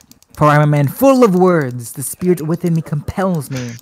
My belly is open like an unopened wine, like wineskins ready to burst. Let me speak and obtain relief. Let me open my lips and reply. I will be not partial to anyone, nor give flattering titles to any. For I know nothing of flattery. If I did, my maker would soon take me away. Can I just interrupt right here? Please do. I have one comment, and that is for verse 15. That reads like a stage direction in a drama. That they answered, they were amazed. They answered no more. They left off speaking. Job's other three friends are now being demoted to being extra parts. Yeah, that is true. He just characterizes them as flatly impossible. You can really just see here, you know, a precocious teenager just coming forward and going like, "Brr, I gotta talk. Step aside, old people." Yeah. Anyways, I just I feel for the man because I am the man. Yes, good point. Therefore, O Job, hear my discourse, all my words. Behold, I now open my mouth, and my tongue and voice form words. I will say directly what is in my mind. My lips shall speak knowledge clearly, for the Spirit of God made me.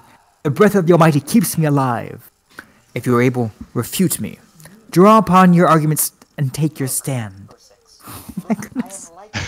This is what he doesn't respond to. This is what he doesn't respond to. A man who spends a whole chapter explaining how he will talk, and then he says, I will talk, and then he actually says things. Oh my goodness. Yes.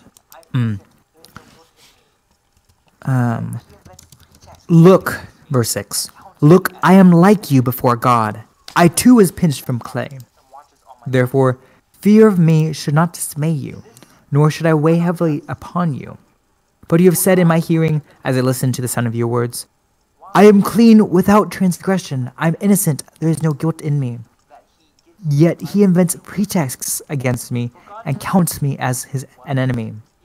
He puts my feet in the stocks and watches all my paths. In this, you are not just, let me tell you. For God is greater than mortals. Why, then, do you make complaint against him? That he gives no reply to their words. For God does speak, once, even twice, though you do not see it. In a dream, in a vision of the night, when deep slumber falls upon mortals as they slumber in their beds. It is then he opens their ears and with a warning, terrifies them. By turning mortals from acting and keeping pride away from a man, he holds his soul from the pit, his life from passing to the grave. Or he is chastened on a bed of pain, suffering continually in his bones, so that his appetite food is repulsive, so his throat rejects the choicest nourishment. His flesh is wasted and it cannot be seen. Bones, once inevitable, appear. His soul draws near to the pit, his life to the place of the dead. If then there be a divine messenger, a mediator, 1 out of 1,000, to show him what is right, he will take pity upon him and say, "Deliver him from going down the pit. I have found him a ransom." Then his flesh shall become soft as a boy's. He shall be again as in the days of the youth. He shall pray and God will favor him. He shall see God's face with rejoicing. For he restores a person's righteousness. He shall sing before all and say, "If I sinned and did wrong, yet I was not punished accordingly. He delivered me from passing to the pit, and my life sees light." See, all these things God does, 2, even 3 times for a man, bring back his soul from the pit to the light, and the light of the living. Be attentive, Job, listen to me. Be silent and I will speak. If you have anything to say, then answer me. Speak out! I should like to see you justified. If not, then you listen to me. Be silent, I will teach you wisdom. Oh my goodness, this is like everything everyone else said, but just spread out into a lot of words and lacking the depth of the other ones. So yes, I see what you're meaning. And I pity him for how I'm like him, and that I talk much and I don't say too much. So this is a good rebuke as any. I read 2, so I was thinking either Coyote read 1 now or Wooly read 2. So that means we go 2, 2, 1 just for timing's sake. Alright, I'll grab this then. Therefore, O Job, hear my discourse. Listen to all my words. Behold, now I open my mouth. My tongue and voice form words. I will state direct what is in my mind. My lips shall wait. Clearly. Chapter 34. You just started reading 33. Oh, I was falling on the Hebrew. Okay, 34. Then Elihu answered and said, Yep, correct one. Hear my discourse. You that are wise, you that have knowledge, listen to me. For the ear tests words as the palate tests food. Let us choose what is right. Let us determine among ourselves what is good. For Job has said, I am innocent. God has taken away what is my right. Declare the judgment on me to be a lie. My arrow wound is incurable, sinless though I am. What man is like Job? Drinks in blasphemies like water, keeps company with evildoers, and goes along with the wicked, when he says there is no profit in pleasing God. Therefore, you that have understanding, hear me. Far be it from God to do wickedness, far from the Almighty to do wrong. Rather he requires mortals for conduct, and brings home to them their way of life. Surely God cannot act wickedly. The Almighty cannot prevent justice. Who gave him charge over the earth, or who set all worlds in its place? If he were to set his mind to it, and gather to himself his spirit and breath, all flesh would perish together, and mortals return to dust. Now you understand. Hear this. Listen to the words I speak. Can an enemy of justice be in control, or do you condemn the supreme just one? Who says to a king, you are worthless, to nobles you are wicked, who neither favors the person of princes nor respects the rich more than the poor? For they are all the work of his hand. In a moment they die, even at midnight. People are shaken and pass away, the powerful are removed with the lift. For his eyes are upon our ways, all our steps he sees. There is no darkness so dense that evildoers can hide it. No one has God set it. Come before him in judgment. Without iniquity he shatters the mighty, and appoints others in their place. Thus he discerns their works. Overnight they are crushed. Where the wicked are, he strikes, in a place where all can see. Because they turned away from him, and did not understand his ways at all, and made the cry of the poor reach him, so that he heard the cry of the afflicted. If he is silent, who then can condemn? If he hides his face, who then can behold him? Nation or individual.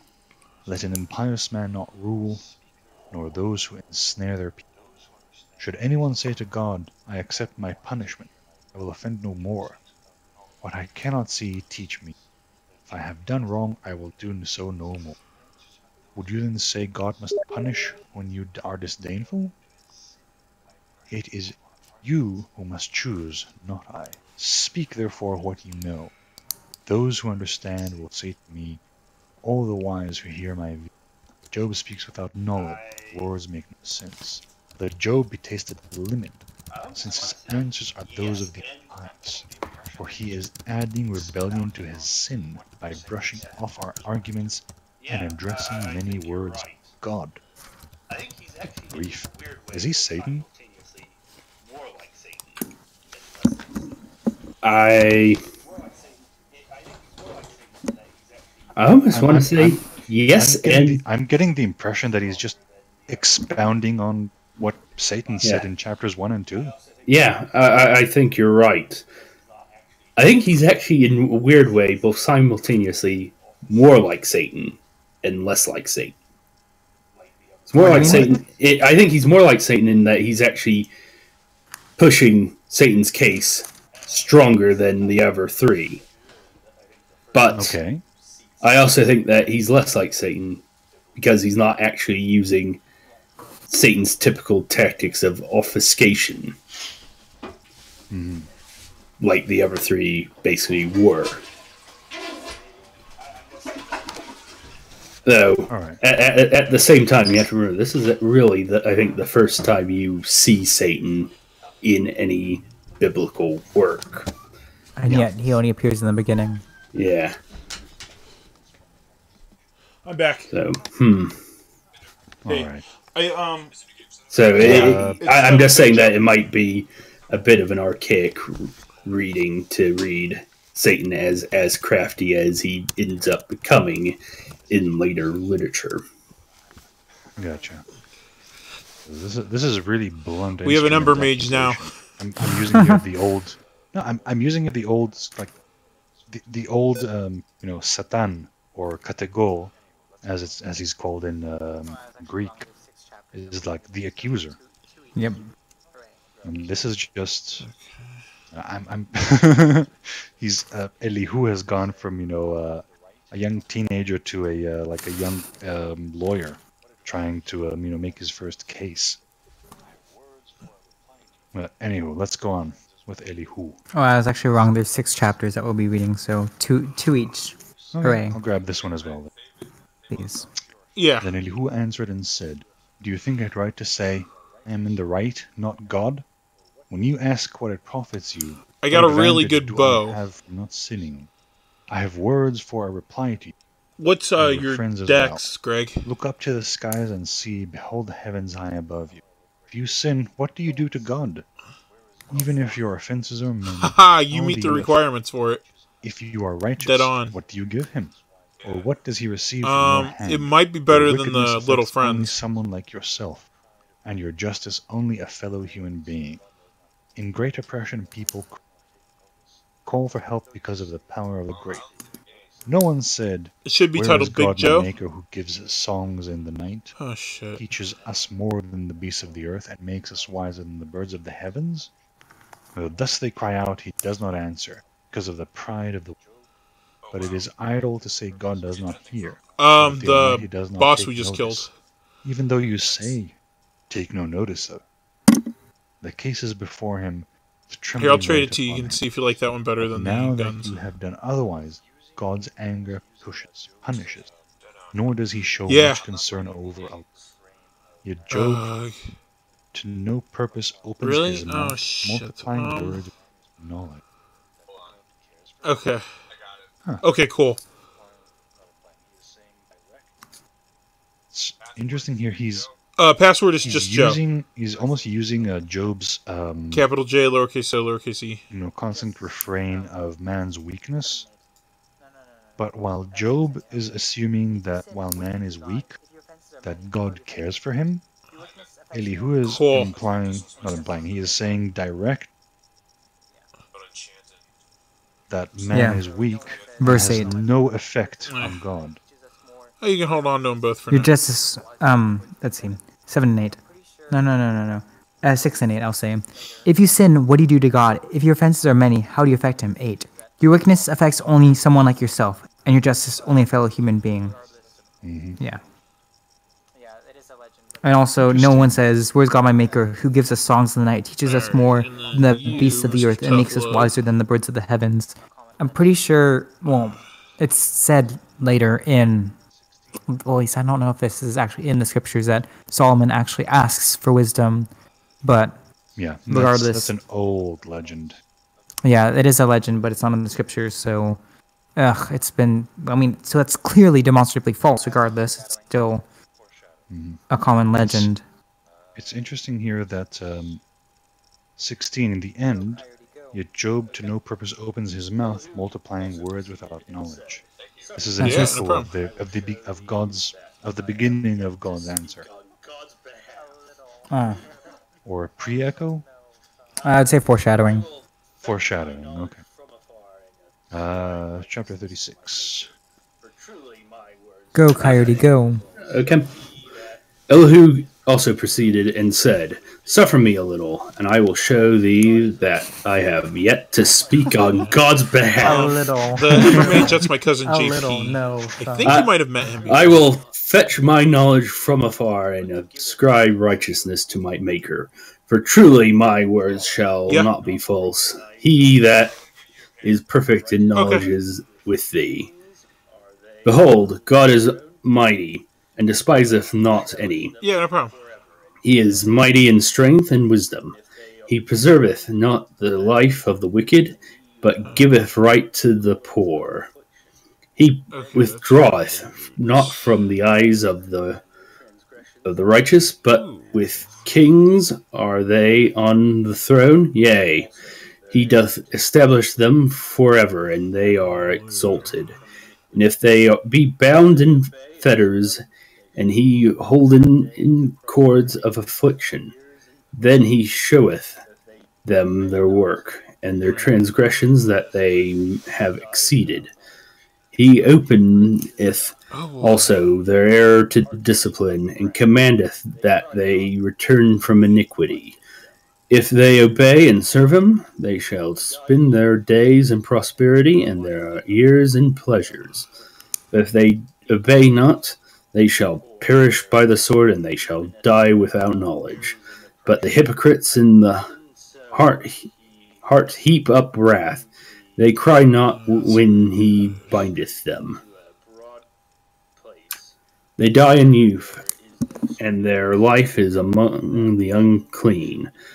He delivereth the poor in their affliction, and openeth their ears in oppression. Even so would he have removed the out of the strait into a broad place where there is no straightness, and that when should be set on thy table should be full of fatness. But thou hast fulfilled the judgment of the wicked. Judgment and justice take hold of thee. I got a good shirt. Because there is wrath, beware lest he take thee away. Yeah, it's with 34 his armor with plus then a 77 great health. ransom cannot deliver thee.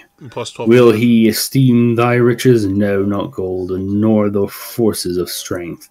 Desire not the night when people are cut off in their palace or place. It's probably nothing special. Take I just heed, got something better. It was the one I was wearing. Regard not iniquity, for this hath thou chosen rather than affliction. Behold, God exalteth by his power. Who teacheth like him? Who hath enjoined him his way? Or who can say, thou hast wrought iniquity? Remember that thou magnify his work which men behold. Every man may see it. Man may behold it afar off. Behold, God is great, and we know not him. Neither can the number of his years be searched out. For he maketh small the drops of water, they pour down rain according to the vapor thereof, which the clouds do drop and distill upon man abundantly. Also, can any understand the spreadings of the clouds, or the noise of the tabernacle? Behold, he spreadeth his light upon it, and covereth the bottom of the sea. Holy shit. For by them judgeth I didn't. he I haven't the seen the movie people. in years. He giveth meat in abundance. With clouds he covereth I was like, the light, what an and odd thing to remember. commandeth He's like it always not watching Jeopardy. to shine by the cloud that cometh betwixt. The noise thereof showeth concerning it, and the cattle also concerning the vapor.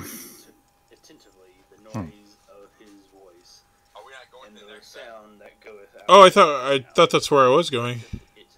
Then I continue to the next one. Yeah. Job 37. At this also my heart trembleth, and is moved out of his place. Hear attentively the noise of his voice, and the sound that goeth out of his mouth. He directeth it under the whole heaven, and his lightning unto the ends of the earth. After it a voice roareth, he thundereth with the voice of his excellency, and he will not stay with them, his voice is heard. God thundereth marvelously with his voice. Great things doeth he, which he cannot comprehend. For he saith to the snow, Be thou on the earth, likewise to the small rain, and to the great rain of his strength. He sealeth up the hand of every man, that all men may know his work. Then the beasts go into dens and remain in their places.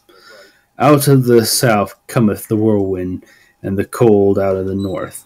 By the breath of God frost is given, and the breath of the waters is straitened. Also by watering he wearieth the thick cloud, and he scattereth the bright cloud.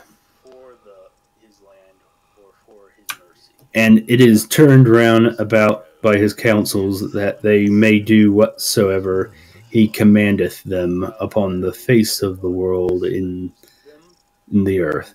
He causeth it to come, whether for correction, or for his land, or for his mercy. Hearken unto this, O Job. Stand still and consider the wondrous works of God.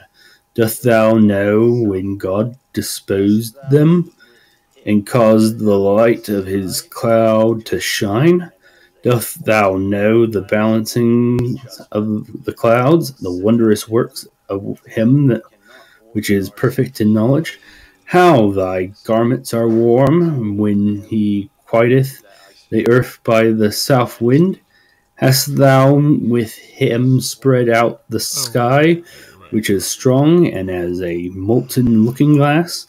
Teach us what we shall say unto him, for we cannot order our speech by reasons of darkness. Shall it be told him that I speak?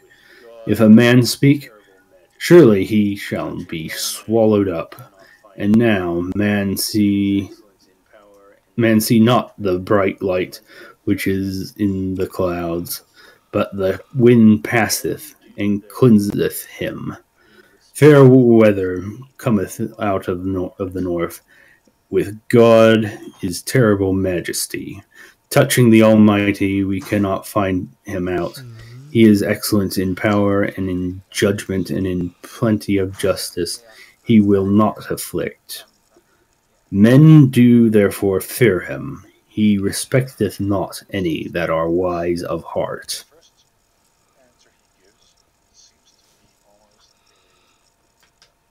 Oh. No.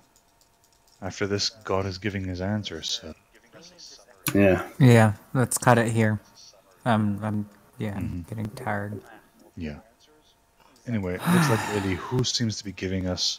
I mean, the first answer he gives seems to be almost a expounding on Satan's point. After that, he seems to be giving us a summary. He seems to be giving us a summary of all the other answers. Exactly what I was saying.